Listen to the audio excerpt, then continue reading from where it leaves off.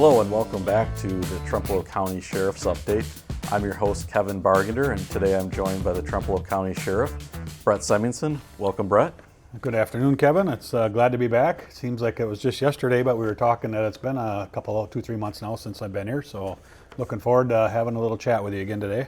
Yeah, it was summer last time, and now it's basically fall, so... Oof. Snow flying kind of weather, so not yet. It's supposed to be the 80s all week this week yet, so... Yeah, so what are some of the updates, recent updates with the Trempealeau County Sheriff's Department? So some things going on here recently. For the last 2 to 2.5 years, we've been working on upgrading our dispatch center with the next gen 911 equipment. And we did receive a grant back in late fall of 2023. We received a grant that pays for 90% of that project. The project is a little over $300,000. And what it does is it enhances our 911 center so that a person calling in a complaint can actually send text messages and video of the scene, live video of the scene, and assist the dispatchers in assessing what's going on with the scene. Plus it modernizes just the 911 technology altogether. So we have finally got that project scheduled. It's been kind of a battle to get the players to schedule time to install equipment, and what's happening here is that we did a tower project about 1.5 years ago. We upgraded the public service emergency radio contact towers in the county, and we came in a little under budget, so the county authorized me to upgrade the radios in the dispatch center as well. So we're going to do these two projects at the same time, and coordinating that has been a little bit of a struggle. It all has to happen at the same time, because once we move something from the old dispatch center into the new, then everything has to move. We can't piecemeal it. So we finally have a date, go live date of somewhere towards the end of October into the middle of November, depending how the radio company and AT&T can get their schedules to work together, and hopefully we'll be live. We're almost 2 years into this new building, and about 1.5 years later than we anticipated for the dispatch center. We do get reimbursed 90% of this. We paid the total price up front here a couple months ago to the tune of just a little over $300,000, and we are anticipating a reimbursement check of about $270,000 or more once the project is completed. So good news there. Dispatchers will be happy to know that this is finally coming, and it'll be a much better equipped center for dispatching operations. So we're excited to see that happen anyway, finally. Another thing you may have heard in recent county board meetings is we are adding some bunks to our jail already. It's a kind of joke, but it's not a joke. We built this building for a 50-year solution. And we had projections that in 50 years, the county's jail population for our own needs was going to be right around 95 to 98 beds. But we built a 76-bed facility that was expandable up to 98, and with the idea that you'll expand as you need over the years. Well, the demand for housing inmates in other counties is so great in Wisconsin right now that we have entered into 2 different contracts with 2 different counties to house their inmates. And the price tag for adding these additional bunks was extremely low compared to what we were quoted. And for less than $10,000, we're going to add 19 bunks to our jail and earn revenue rather than just let it sit idle. So because of that, we will be a 97-bed facility when it's done, but we'll be contracting with 2 other counties and housing up to 20 inmates a day, every day of the year. And that's at a price tag of about $50 per person per day. So some substantial revenue opportunities to help offset some of the payment costs for this new building, and it came a little sooner than we thought it would. I didn't know that there's going to be this kind of housing demand. Our own needs is only about half of what the capacity is, but if we can house some out-of-county inmates and make some money off of that, I think it's a no-brainer. So we have that in place. The bunks will be going in here in the next 3 to 4 weeks, and hopefully that'll be a project that's done as well. And then one other thing I want to mention is The Trempealeau County is the recipient of several $100,000 of opioid settlement money, and that is a lawsuit that was filed against Big Pharma, and Big Pharma was required to pay into this trust account to the federal government when money was divvied to the states, and our portion amounts to, it's over $300,000 right now. And the county board has authorized me to add a position in the jail called Community Reentry Coordinator. And what that does is it helps our inmates who are getting ready to be released from custody to have follow-up care if they're on like medicated assistant treatment for drug addiction, help them get jobs. They'll build relationships with employers in the county who are willing to take a chance and employ these folks. And it's just, there's many things that this person will be doing, but it's all paid for by this opioid settlement money. So I'm very excited to have that start on January 1st and at no cost to the county tax levy. So looking forward to that. So those are some of the things that are new in the sheriff's office, are worth reporting as an update anyway. So. Do you anticipate having to add more staff as well for the amount of inmates that you're adding? So when the old jail closed and the new jail opened, we would be adequately staffed to meet the minimum requirements from the Department of Corrections, and up to 98 beds. So I am going to request the addition of a jail programming officer. And what a jail programming officer would do is they would be responsible for setting up instruction to the inmates, and instruction can be for finance or for parenting. It can be for getting a GED, again, to help them get tools that would help them succeed once they're released from custody. It'll also be serving the courts by having somebody available right in the courts for fingerprinting. We have recovery court for those who are recovering from drug addictions, and that requires some testing, some urine testing that has to be done random for the folks that are in that program, and we would be set up to do that with this programming officer, and as well as it'll be a certified jailer to assist, like the Monday through Friday heavy traffic times when people are going to and from court, and the duties are just a lot more things going on during those times. So I will be asking for that position, and we've already started the ball moving. It's in the budget process right now, and we'll be going to the county board here in October sometime. So awesome. Any other new developments? Nothing worth mentioning I can think of right off the top of my head. We're settled into the new building now. Everything is going well there, with the exception of dispatch. So, everything seems to be just status quo on the outside. So, and I know dispatch is really anxious to get over there as well to join the rest of the fleet. I'm sure they are. It started out years ago. Dispatch was in the jail, so the dispatchers and jailers they did both duties, and they were confined to the jail at that time. And then back in the very early 2000s, it was separated, and dispatch went on its own, and then they went down into the basement of the old building. It's kind of the dungeon down in there, but it was better than what they were at. And then I would say about 11, 12 years ago, they moved up to where they're currently located on the first floor, have some windows to where they can see outside. And again, it was an upgrade, but it still isn't quite set up right for a 24-hour-a-day entity like dispatch. So yes, they are looking forward to moving to this, where they'll have their own break room and their own bathroom, where they don't have to leave the dispatch center to do some of those things. So, and now we're in September now. Any back to school tips or anything like that? We got pretty much all schools are back in session at this point. As far as I know, yep. And then some of them have been, to some extent, been back in session since the week before Labor Day. So, as far as school tips goes, when the school year comes and the kids get back in class, in the high school age, a number of them are driving to school. We have a lot of younger drivers located in a smaller area of the highways. So just pay attention when you're driving around the schools, and know that there's some inexperienced drivers out there with you, and be patient with them as well. With the school year comes the increase in cyberbullying and sextortion and sexting.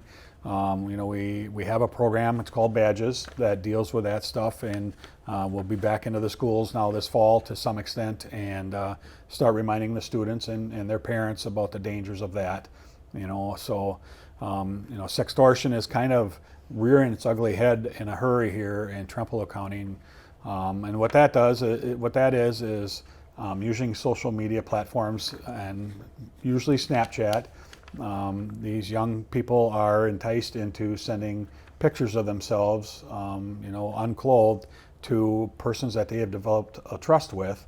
And as soon as that happens, this person turns around and now tries to extort money out of the person by, you pay me so much money and I won't tell anybody that you sent this picture. And it has caused some significant issues around the country, but right here in Trempealeau County as well. We've had a couple fall victim to it. We do have a way to get some of this stuff off of the World Wide Web and off of these social media accounts if it happens, but it has to be reported to us for that to happen. And you can imagine the embarrassment that these young people are going through when they realize that their mom and dad might see something like that or might get this ransom note. And it's you gotta put our pride aside and report these, and we'll help you get through it. But teach your kids about the dangers of that stuff ahead of time so that it doesn't get to that point. And that's what we're trying to do with the Badges program as well. So, and then to just know your child's phone. It seems like a lot of children have cell phones now, and there's so many ways to hide different apps on there that parents won't even know about, and these kids can be secretive about. So I encourage parents to really, take classes that teach them about what can be on these phones and how to look and be interactive with their child. And because these pressures all come full force when they get back to school and they're in close knits with all their close-knit groups with all their friends, and this is when it really starts to ramp up again. So I encourage you to have those kinds of talks with your children on phone safety and what not to send to other people. So that would be my tips for the start of the school year. That's kind of what I see as the most pressing issues. So, and then obviously there's a huge uptick in school bus traffic. What are some rules of the road for people to observe? Well, so I'm going to read verbatim what the statute is. So Wisconsin Statute 34648 is what governs the passing of school buses. And the statute specifically says, the operator of a vehicle which approaches from the front or rear of any school bus which has stopped on a street or highway when the bus is equipped according to Statute 347.25, paren 2, and that's the flashing red lights and that it's painted the right way. So it looks like a school bus. And when it's displaying the flashing red warning lights, shall stop the vehicle not less than 20 feet from the bus and shall remain stopped until the bus goes in motion again or until those lights shut off. So there's a little bit of misunderstanding that the stop arm has to be out, but that is not in the statute. If the red lights are flashing, both vehicles approaching from the front and back have to stop. The fine for not doing that is $676.50 and 4 demerit points. So it's a very serious violation. We have a zero tolerance policy. I demand that my deputies issue that citation to the drivers every time we get that report. And then there's a statute, 346.485, that makes owners liable if the vehicle, if we can't identify who was driving the vehicle at the time that the report was made. If the driver of the school bus or anybody else reports a violation within 24 hours of the violation occurring, and it's reported to the sheriff's office, a deputy will investigate, and if they can't determine who the driver is, within 48 hours of that report, a deputy will issue a citation in person to the owner of the vehicle, whether or not we can prove that they were driving. And the fine for that is $326.50. So again, it's Wisconsin's way of saying, we're taking school bus safety seriously. Know the statutes. If the red lights are flashing and the bus is stopped, you have to stop. Now there are some instances in urban areas where you'll encounter a school bus that has flashing orange lights. You're not required to stop for that, but you do have to proceed with caution because generally the kids will be loading from the door side and not crossing the road in that instance. But the lights are for caution, and it's urging drivers to watch when they go by there. So Trempealeau County has had a couple of child deaths because of people running these red lights in my 35 years here at the Sheriff's Office, both on the left side of the vehicle and the right side of the vehicle. So it's important that we pay attention to what we're doing out there and give these kids a chance getting on and off the bus. So. And as we head into the fall season, it's getting colder. Definitely a shift from the summer. What do you kind of anticipate to be changes at the Sheriff's Department from that aspect? And, a lot of farmers around this area as well, so we're getting into the fall harvest. Well, that's what comes to mind when you first ask the question is you're going to start seeing large farm equipment on the highway already. It's I noticed today that there are some cornfields that have been they've started chopping. You'll be the combines and the beans. The combines for the beans will be coming out, and those are as wide as the road. A lot of times, they try. Typically they'll separate the head from the machine and transport them in two different pieces, so they're not taking up the whole road width. But they do take up the road width, and they do travel slow. Plan accordingly. When you leave in the morning in western Wisconsin, know that you are going to encounter farm machinery this time of year. It's almost guaranteed. And plan ahead. Leave earlier. Give yourself time to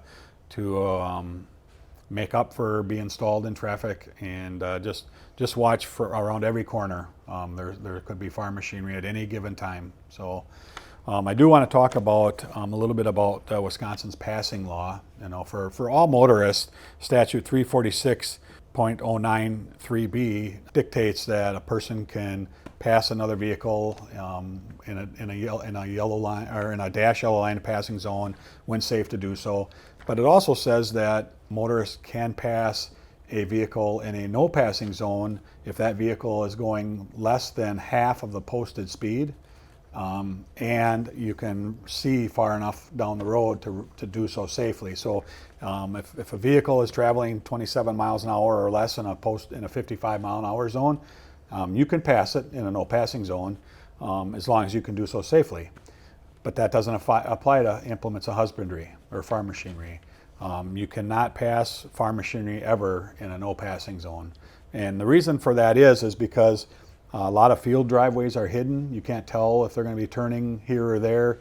And we've encountered a number of crashes over the years where implements of husbandry are turning left into a field, and a car that was following pulls out to pass them.